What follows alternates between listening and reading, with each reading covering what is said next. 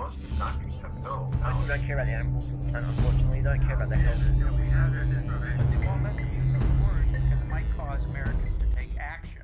You promote a starch-based diet, which is obviously high in carbohydrates.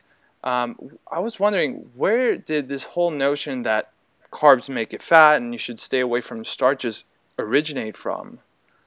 I think I think it has some industrial connection. I'd have to be embellishing the story a little bit, but I'm certain if I could get into the details, it would be well established.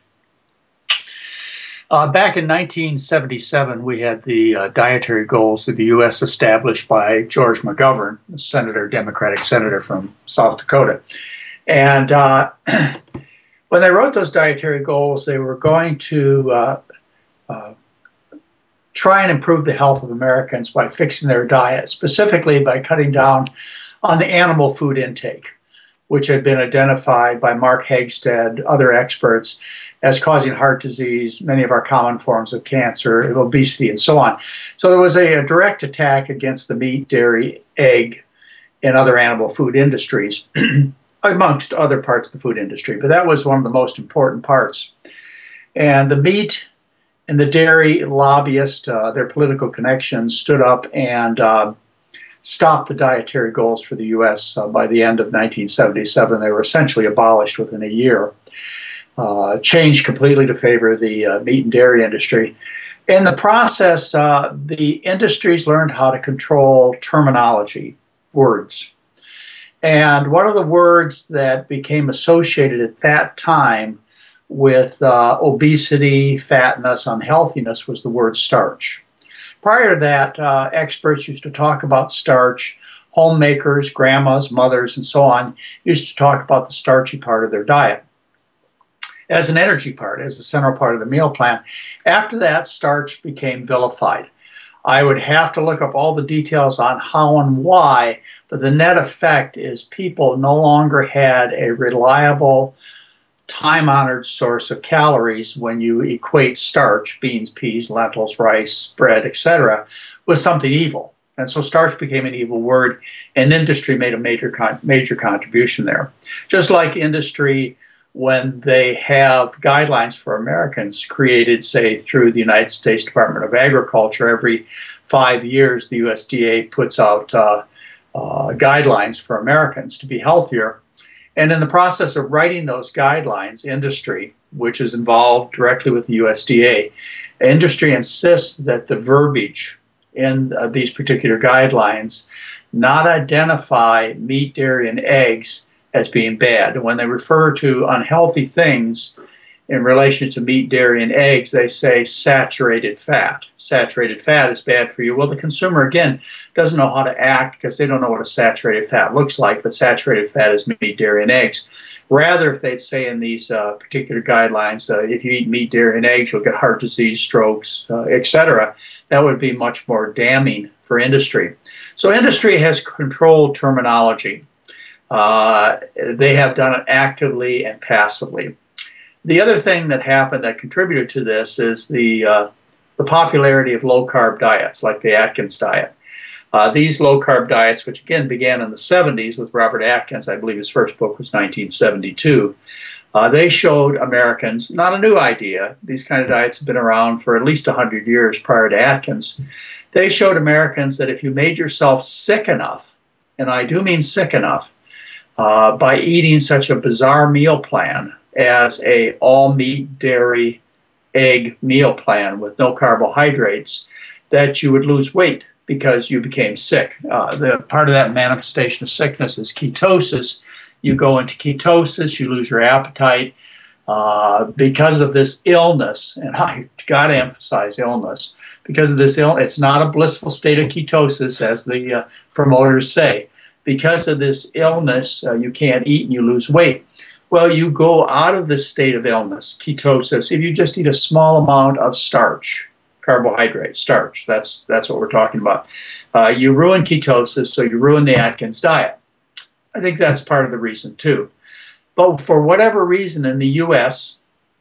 and in several other countries, starch is equated with laundry detergent or laundry stiffening products, It's associated, once you get into the food category, with white bread, glop, cookie dough, and then the ultimate defaming of starch, incorrectly, falsehood about starch, is you can't eat starch because starch makes you fat. And every listener can figure that out if they just stop for a minute and they think of starch-eating populations. For example, the Asians. You pick any of the Asian populations, like where we have Vietnam and Cambodia and Thailand and China and Japan. You pick any of these populations, and when they were still rice eaters, 90% of their diet came from rice back before the 1980s. There were no fat people. I mean, you could look at a village of 100,000 people, and there's not a fat person in the village.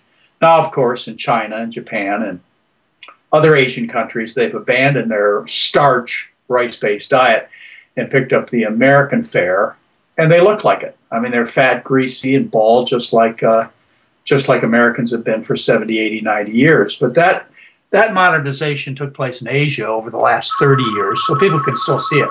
Right. Yeah, so it sounds like a lot of industry has played a big role in that. And it's amazing how you've even said this before, that people have lived on starch for thousands of years, and now it's only been a short amount of time that people have sort of neglected that. Well, it's in the U.S. too. They tell me in German, in the German language, starch means strength. Yeah. So it's a word association that has occurred in some of our industrialized countries and not others. And as I do say, definitely industry has profited, the meat, dairy, and egg industry, and they did have an active role in changing everything back in 1977 when the McDougall report came out, and they fought it for a year. It was published in February 77. By the end of the year, meat, dairy, and eggs, with their lobbyists, their political connections, had completely changed the goals and ruined any opportunity of helping Americans, individuals as well as our nation, as did Luther Terry, who was our Surgeon General back in 1964 when he published the Surgeon General's report on smoking and health. He changed America.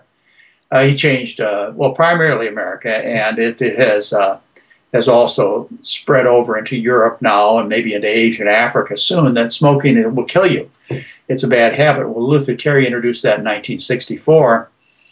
McGovern and his group tried to do the same thing with food that they did with smoking in 1977. And C. Everett Koop tried to do the same thing again with the Surgeon General's report on nutrition and health in 1985. And each time industry has come back with new resolve, new strength, new determination. This isn't just going to happen to us. It's not going to happen to big food like it happened to big tobacco and big alcohol. And the reason is, I mean, part of the reason is the economic strength of the food industry compared to alcohol and tobacco. They're hugely larger businesses, and also the public consumption. I would say 9 out of 10 people can understand that alcohol abuse is a killer. It results in family violence. It results in auto accidents. And so 9 out of 10 people are sane when it comes to looking at that problem. The hardcore drunks can't see a problem. And likewise, with cigarette smoking in the 1980s and 70s, half the population didn't smoke. So half could see the insanity of smoking. So we had a chance. Now, the problem today with the food industry is that 99, well, maybe not, maybe it's down to 97%. 97% of the consumers are facing meat, dairy, and eggs every day, every meal, every plate, every bite, and they can't see the insanity. It's only the small percentage of us, let's guess 3%, who switched over to vegetarian diets, who can see this insanity like a non-smoker or a non-alcoholic could see the other problems. So it continues because of the economic issues and because the consumer knows no better. They just accept sickness as part of a way of life.